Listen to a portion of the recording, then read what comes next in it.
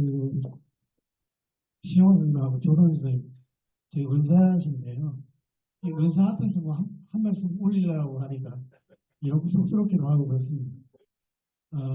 그런데 오전에 그 앞에 세션을 들어보니까 그 후배로서 제자로서 좀 반성을 좀 해야 되겠다 이런 생각이 들어요. 그게 뭐냐면 상당히 진취적이고 훈력적이고 진보적이다 하는 생각이 들거든요. 그런데 제가 조금 전에 제가 작년에 쓴 책입니다만 제목 자체가 좀 비관적이에요. 지성이 몰라. 제가 전역퇴직하고 약 3년이 지나서 저 책 쓰고 나서 상당히 자기 가을이었는데요. 상당히 저 개인적으로 좀 괴로웠습니다. 왜냐하면 앞으로 해야 될 일도 많고 대한민국을 나가야 될 방법도 많은데 뭔가 찾아내야 되는데 이게 지성이 몰락이라고 하니까 출구가 막힌 것 같은 그런 느낌, 약간 좌절감이라고 할까요?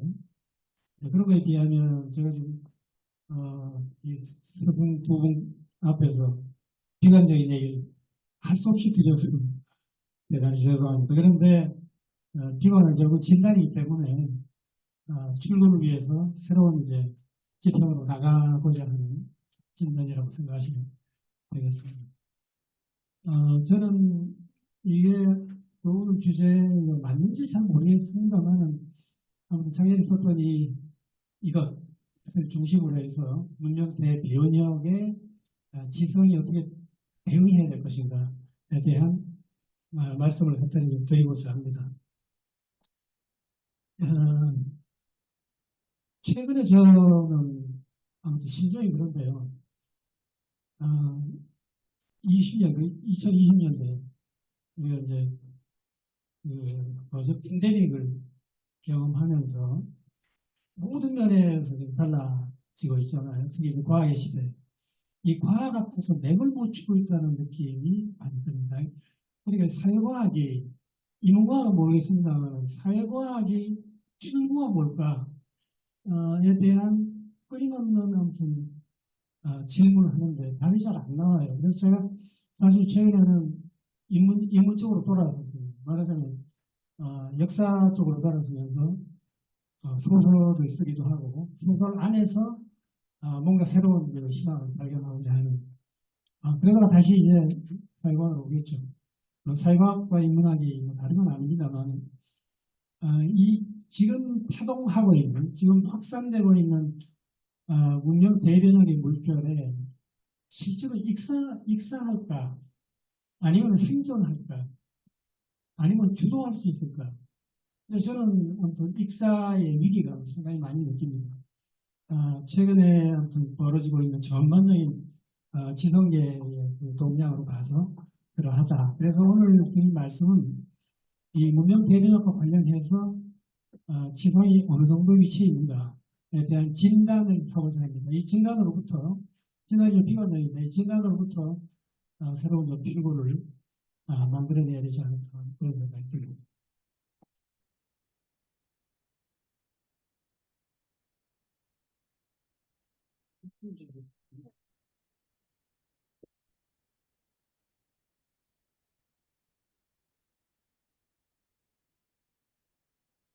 뭐 아시다시피 20세기하고 21세기를 되게 구별해 보면 여러 가지 큰 차이점들은 얘기할 수 있겠습니다만 제가 보기에는 그렇습니다.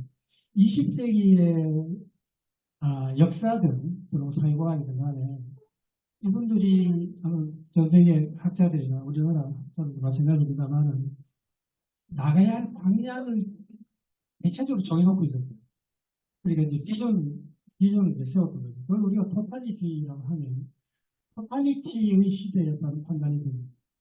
그런데 과연 이제 토탈리티가 인류 문명의 토탈리티를 추구하는 것이 인류 문명에 과연 이게 해가 됐느냐 아니면 이로운이 됐느냐. 근데 이 시대에는 여러분이 아시다시피 전쟁의 시대였고 독립국가가 팽창하는 시기고 대량 학살의 시대였습니다. 근데 재밌게도 20세기 학문은 토탈리티에서 진군을 했어요. 근데 물론 토탈리티가 다르죠. 다르니까 서로 이제 부딪히고, 투쟁하고, 전쟁을 하고 그랬던 겁니다.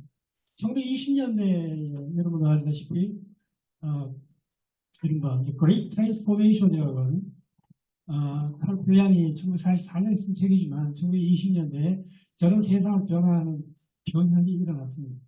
저 변혁이 사실은 인류에 그다시 좋은 영향을 미치지는 않았죠. 그리고 100년이 지속이 됐습니다. 2020년, 거의 100년이죠. 아무튼 1920년대에도 여러분이 아시다시피 팬데믹이 전 세계를 휩쓸었습니다. 그게 뭐 우연히 일시인지 모르겠습니다만, 만주 감모라고 또 스페인 감기라고 하는데 전 세계 20억 인구 중에 5억 명이 감염이 됐고 5천만 명이 죽었습니다.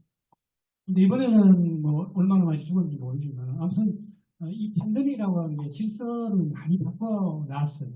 제가 이걸 독립적으로 쓰고자 하는 건 아니고 우연하게도 20세기 문명이 저런 형태로 말하자면 추동을 할 때에 학문은 토탈리티라고 하는 것을 추구하고 있었다. 아까 극단의 시대라고 했죠. 에릭 홉스의 극단의 시대는 이데올로기 투쟁의 시대로 전환이 되고 독립국가 간의 전쟁과 대량 학살이 되어왔습니다. 이 시대에 그러면 제가 그래서 그 석사론문을 읽었었는데 뭐 다 아시다시피 칼만하니 과연 그 절충이 가능한가, 과연 진리를 찾아낼 수 있는가라고 하는 방법을 좀 탐구했습니다. 그런데 그거는 곧이어서 20세기 전반적으로 보면 되게 안티나이 인텔렉츄얼리즘이나 미국에조차도 전문가 지식인들이 이데올로그로 전환이 되고 편견, 근본주의, 좌파, 우파, 극단주의, 네카스 등등으로 줄다는 느낌을 쳤습니다. 그럼에도 불구하고 현실 세계에서는 자유주의의 최종 승리가 손에 대했습니다. 여러분이 아시다시피 후쿠야마 역사의 종언이죠. 역사의 종언은 이제 자유주의가 최종 승자가 됐다라고 하는 얘기인데, 그런데 그럼에도 불구하고 그러니까 20세기는 이데올로기 시대이면서 토탈리티를 추구했던 시대다. 그래서 약간 오해가 있죠, 그죠? 그리고 이제 인문명이 이렇게 되었고, 그것을 사용하기 어떤 형태든지 화합을 위해서 또는 뭐 진리 발견을 위해서 줄다든지 쳤다.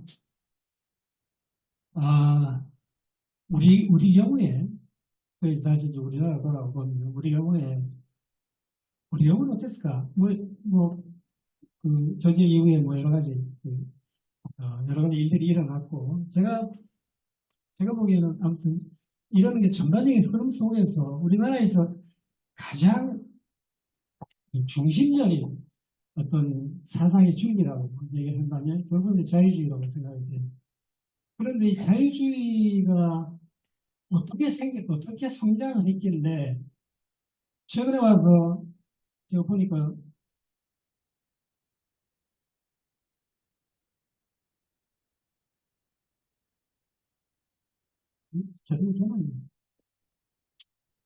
최근에 와서 몇 년 전에 대통령 취임사에 보니까 자유를 39번이 영했었는데 사실 다 동호반복입니다. 자유가 자유를 나눈다.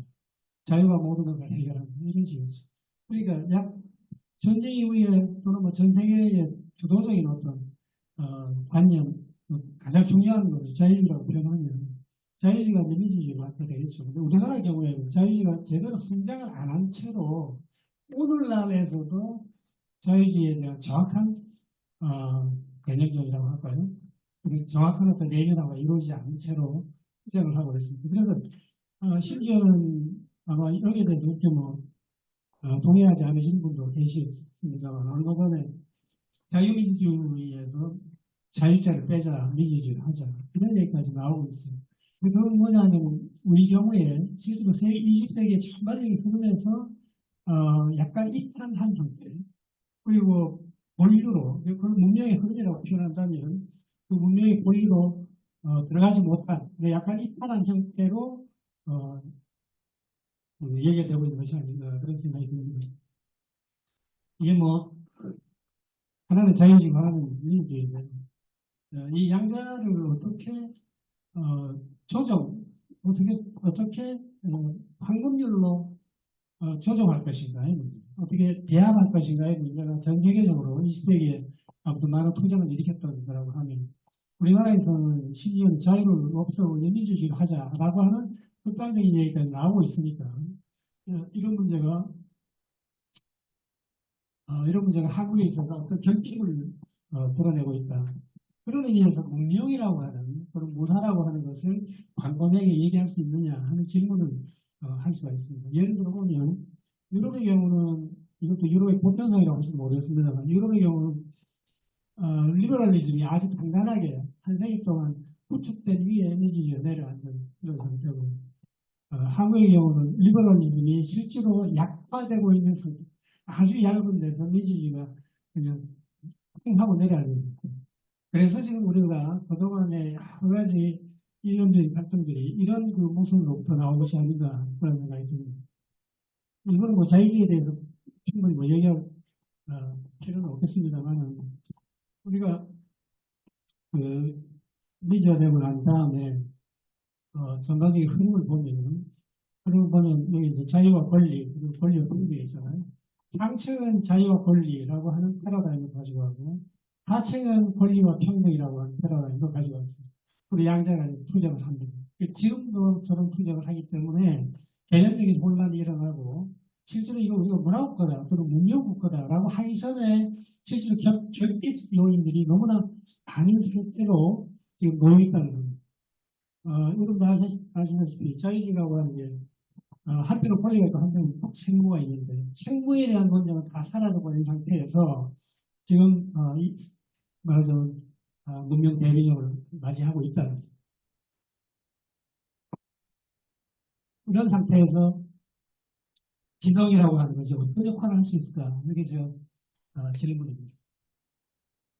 우리가 보기에 아무튼 이런 뭐 민간시라고 할까요? 이런 상태에서 문명 대변력이 이미 쓰나미처럼 몰려왔고 이런 상태에서 지성이 어떤 역할을 할 것인가? 어떻게 보면 지성이란 말이 20세기적 개념처럼 보여요. 앞으로 21세기에 지성이란 말이 이게 가능할까?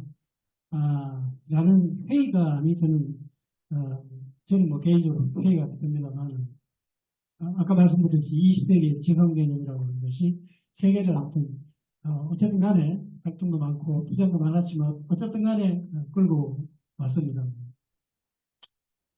21세기의 토탈리티는 아마 소멸됐다. 그리고 이 소멸된 데 가장 중요한 역할을 했던 것은 과학의 충격입니다. 특히 2010년대부터 등장했던 뭐 IT라든가 AI라든가 하는 것이 모든 걸 다 집어삼키는 쓰나미가 되지 않았는가. 저는 사실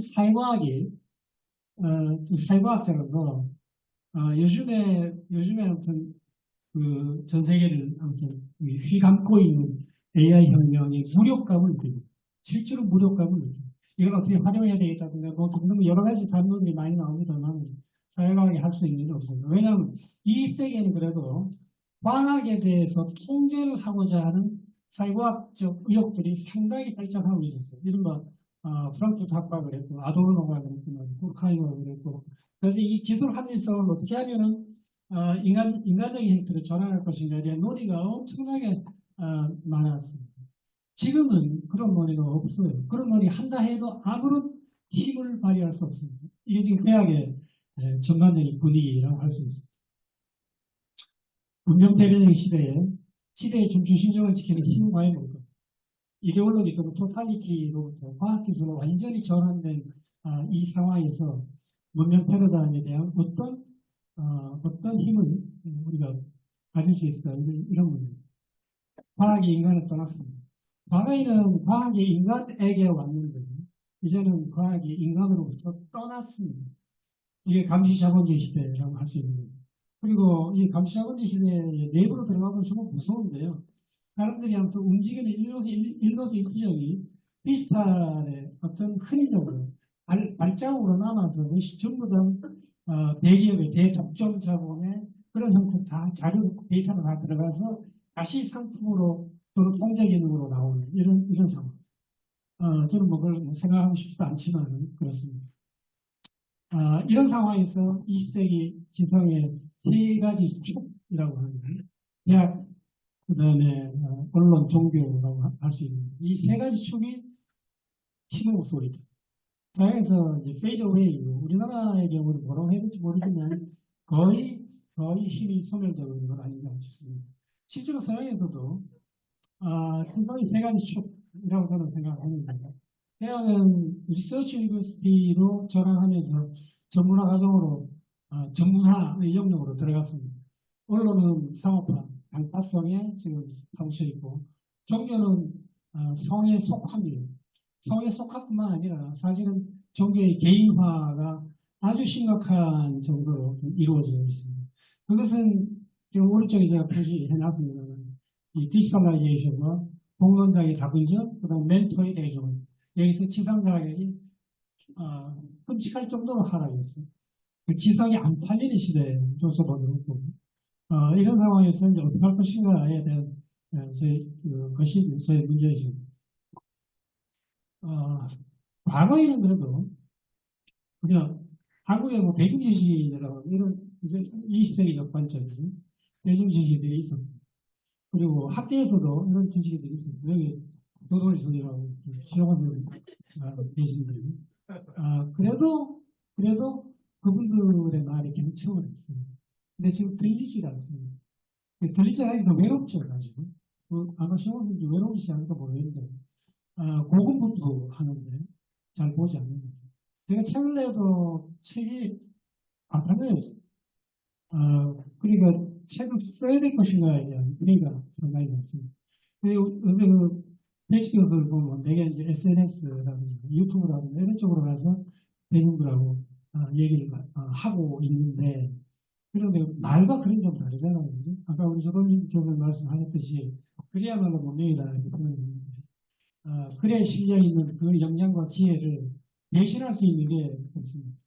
근데 한국의 경우에 대학은, 이게 참 비참한 얘기인데, 이렇게 얘기 될지 모르지만, 대학은, 소총소로 되어 있습니다. 소총소라고 하는, 논문을 생산하는 소총지, 또 논문을 생산하는 강연 수공업자로 전환이 돼서, 아까 우리 원로 교수님 말씀처럼, 거대 담론은 사라졌어요. 왜냐하면 거대 담론은 논문이 실리지 않아요. 그러니까 아주 작은 주제와 작은 이론으로 지금 모든 대학이 몸살을 앓고 있는 그런 상황입니다. 제가 아마 이런 얘기를 해서 글 쓰면 논문을 아마 실리지도 않고 잘 듣지도 않을 겁니다. 언론은 편파되게 되죠. 뭐 누가 어느 언론 보고 이게 뭐 옛날에 정론이라고 하는 말이 있었는데, 누가 정론에 근접하는 언론사가 있느냐? 없지요. 종교는 보편성을 상실하고 있는 상황입니다. 이런 상황에서 과거에 제가 보니까 2007년도에 경향신문이 지식의 죽음 이렇게 표현합니다. 저는 20세기적 개념입니다. 20세기적 개념의 지식이 이런지 죽었다 이런 얘기예요. 거기에 보니까 뭐 이런 보도가 있는데, 요즘은 저런 보도 자체가 의미가 없는 상태입니다. 아무튼 대학은 한 가지씩 간단하게 말씀드리겠습니다. 대학은 제가 뭐 퇴직을 하고 다른 데가 있습니다만, 제가 보기에도 심각할 정도로 미세화되어 있습니다. 이 미세화되어 있는 것이 전문화에는 도움이 뭐 되겠습니다만, 실제로 우리가 한 시대의 거대한 흐름을 좀 이끌거나 또는 다른 방향으로 유도를 하는 데는 미약하다. 미약할 정도가 아닙니다. 거의 뭐 익사할 정도로 되어 있는 그런 상황이죠. 이제 여기 보니까 비판적 지식의 투항이 있네요. 이게 요즘에 비판적 지식이 있는지 모르겠습니다만 그렇습니다. 그 다음에 언론, 대학은 그래도 내가 그냥 조금 좀 시니컬하게 얘기하면 그냥 공급생활자가 됐고, 그 다음에 스페셜리스트가 됐고, 그 다음에 서바이벌 하는 게 목표였습니다. 문사철의 시대를 갔습니다. 문사철의 시대는 20세기의 개념입니다. 요즘의 문사철은 과학의 물결에, 과학의 도도한 흐름에 익사했고, 어떻게 보면 좀 낭만적이지 않을까 이런 얘기들이 많죠. 언론도 마찬가지입니다. 언론은 그게 월북제가 되고요. 사주 이념과 리포트로 전환했어요. 그리고 받아쓰기 등등 기자 근성 등등이 다 사라졌고 아마 그 중요성 자체가 없다고 소멸됐다고 생각할 수 있습니다. 종교 다운 종교죠. 근데 뭐 공존하고 하는 건 참 좋은데 이 종교가 생활에 스며들어서 또는 사회의 어떤 공통윤리라든가 어떤 긴장을 일으키는 게 아니죠. 그걸 보편적 종교라고 하면 그게 아니고 개인화로 전환했습니다. 그리고 극단화와 뭐좀 희망의 말은 패거리 같은 거. 사회적 윤리를 생산하는 기제가 뭘까? 과거에는 대학, 언론, 종교, 근데 지금은 사회적 윤리를 가족이 생산할까? 가족도 지금 그렇지 않잖아요. 어디 가서 무슨 얘기를 해야 될지를 모르는 상태. 그래서 아마 산업 중에 힐링에 관한 책들이 너무 넘쳐나고 개인적인 구제의 위안 그런 것들을 하는 것이 아니다. 요약하면 이렇습니다. 이 과학의 어마어마한 파고 속에 지성은 빨려 들어갔다. 그리고 이거를 저항할 수 있는 힘이 어디서 나올까 하는 게 제 질문입니다. 지성의 세 가지 축이 하나는 디버킹인데 대학에 있는 사람 또는 언론에 있는 사람, 종교에 있는 사람들이 내부의 비리 같은 게 가지고 민주주의와 관련해서 폭로가 되면서 종교 자체가 무너지는 걸 종교의 철회라고 한다면 지금 아마 대한민국에서 존경의 탑에 모셔놓을 분야가 아마 거의 없지 않을까 싶어요. 모르죠. 아이돌이나 또는 연예인 경우는 모르겠습니다만, 그 경우는 존경이 오래가는 건 아니고, 그 다음에 이 디지털라이제이션 통해서 모든 지식들이 그쪽으로 다 수용되기 때문에 지식의 존재 자체가 의미가 없는 것이 아닌가 생각합니다. 이건 막스 베버의 얘기인데요. 재밌게도 이 1918년에 막스 베버가 밀렌 대학에서 강연을 하면서 한 마지막 얘기입니다. 종교의 파괴 이후에 그리고 우상의 파괴 이후에 한국인은 끼리끼리 신호를 주고받으며 살고 있다. 한국인은 끼리끼리 신호를 주고받으며 살고 있다. 그리고 과학의 대변혁, 문명의 대변혁 속에 포적되고 있다. 그게 막스 베버 얘기는 아닙니다. 그 밑에 막스 베버 얘기입니다. 1918년만 해도 아마 막스 베버가 그런 문명의 윤리 같은 걸 느꼈던 것 같아요. 사람과 공론이 혼용하는 상태. 그래서 뭔가 가지런히 정돈되지 않은 상태. 그 1차 대전 이후에 막스 베버가 목도했던 상황입니다. 그런데 그때보다도 지금이 훨씬 더 100년이 지났습니다. 지금이 훨씬 더 그런 면에서 보면 위험한 시대 아닌가. 문명 대변혁의 시대, 과학을 통제할 사회적 힘이 약화되고 사회적 윤리를 생각하는 기관은 대변혁의 물결에 빨려 들어가고 있는 중이다. 지성은 어떻게 해야 될 것이냐. 이게 저희 진단이고 질문입니다. 감사합니다.